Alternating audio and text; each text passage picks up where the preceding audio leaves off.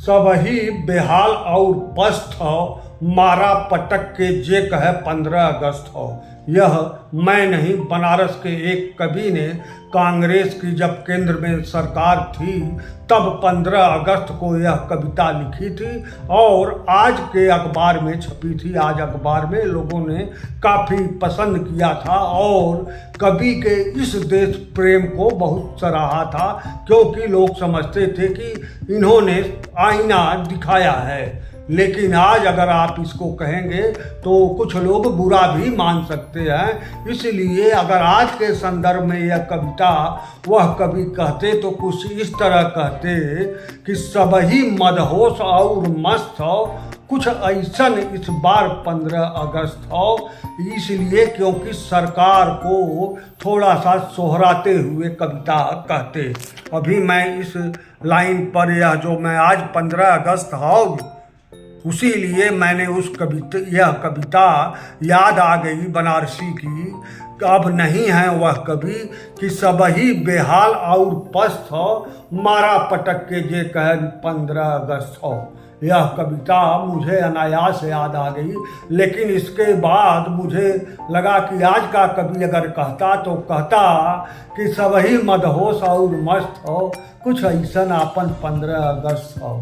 खैर यह छोड़िए, अभी इस 15 अगस्त पर मुझे धूमिल, अपने रामेश्वर के खेवली गांव के एक कवि थे धूमिल की कवि सुदामा पांडे उर्फ धूमिल की एक कविता बहुत पहले उन्होंने लिखी थी, जो आज 15 अगस्त के वक्त मनाते हुए भी मुझे उनके कविता में जो उन्होंने उस समय सवाल पूछा था, आज भी उसका उत्तर नहीं मिला।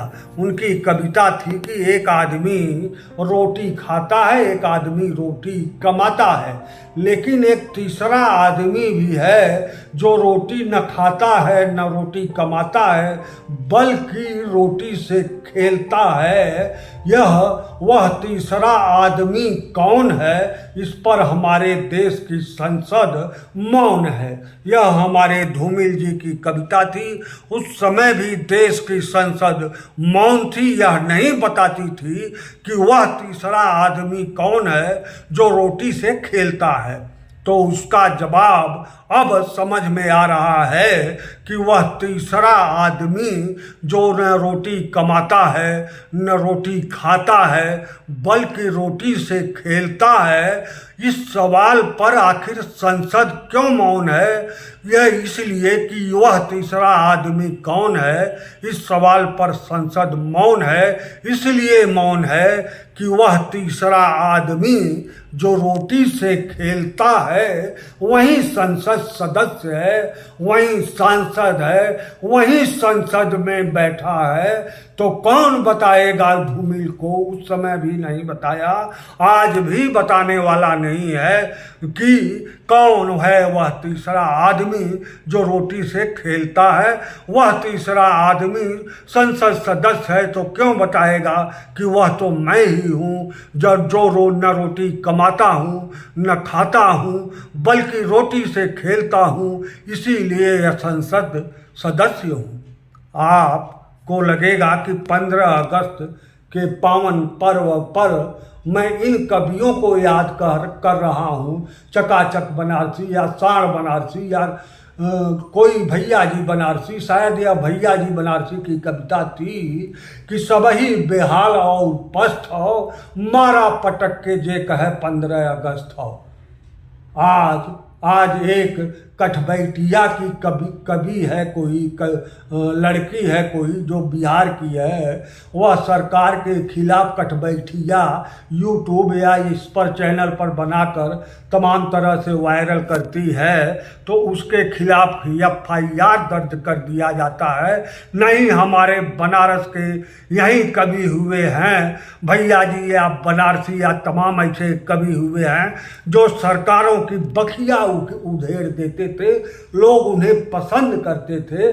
मनमोहन सरकार या नरसिम्हा राव की सरकार थी तो भैया जी या चकाचक या साण बनारसी किसी की यह कविता थी और जो आज अखबार में छपी थी कविता थी नरसिंहा राव की सरकार में कि जब से भयल नरसिंहा अवतार बलमा, बनिया देता नहीं हमको उधार बलमा।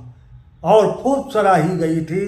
नरसिंहा राव जी भी इस कविता को सराहे थे। लेकिन आज मैं सुनता हूँ, चूँकि मैं बहुत ज़्यादा नहीं जानता कि कोई एक कवित्री है जो कटबैठिया कवित्री है, भोजपुरी में कमाती खाती है या गाती है, जो भी है वह सरकार के खिलाफ लिख देती है तो उसके खिलाफ मुकदमा दर्ज किया जाता है, उसको नोटिस दिया जाता है। तमाम तरह की ऐसी बातें सुनने में आ रही हैं। अब मैं बता रहा हूँ, आज 15 अगस्त के स्वतंत्रता दिवस के इस पावन पर्व पर इन दो कवियों का, भैया जी बनारसी और धूमिल की यह कविता का आज भी जवाब न सरकार दे पाई न समाज दे पाया। समाज तो चूंकि इसी व्यवस्था का अंग है, वह क्या जवाब देगा। समाज में तमाम तरह के लोग रहते हैं, तमाम तरह के लोगों से मिलकर समाज बनता है, जो एक विरोधी विचारधारा के होते हुए भी समाज में रहते हैं। ऐसे ही समाज है। तो इन दो कवियों का उत्तर आज का भी 15 अगस्त नहीं दे पाया है। भैया जी बनारसी की इस कविता को क्या आप असामयिक कहेंगे कि सबही बेहाल और पस्त है, मारा पटक के जे कहे 15 अगस्त है। ठीक उसी तरह धूमिल की इस कविता का आज जवाब आज तक मिला कि एक आदमी रोटी खाता है, एक आदमी रोटी कमाता है, लेकिन एक तीसरा आदमी भी है जो न रोटी कमाता है न रोटी खाता है, बल्कि रोटी से खेलता है। यह तीसरा आदमी कौन है, इस पर संसद मौन है।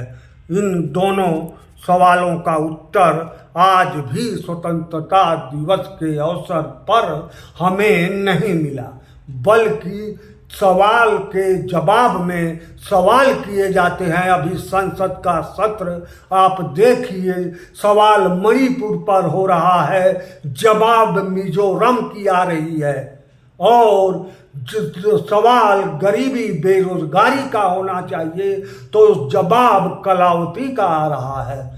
यह कांग्रेस की कलावती थी। कांग्रेस की कलावती को हमने रोटी कपड़ा मकान फलाना दिया, यानी यह कलावती गरीब कलावती भी कांग्रेस की भाजपा की पार्टियों में गरीबी को बांटा जा रहा है। इस 15 अगस्त के पावन पर्व पर धूमिल की यह कविता अक्षरशः सही है कि एक तीसरा आदमी है जो न रोटी खाता है न रोटी कमाता है, बल्कि रोटी से खेलता है। और वह तीसरा आदमी कौन है, इस पर संसद इसलिए मौन है कि वह तीसरा आदमी संसद सदस्य है, इस देश का जिम्मेदारी उठाए। वह तीसरा आदमी ही है जो न रोटी कमाता है न रोटी खाता है, बल्कि रोटी से खेलता है। इस स्वतंत्रता दिवस के अवसर पर इन दोनों कवियों के जवाब को खोजते हुए मैंने यह वीडियो बनाया है।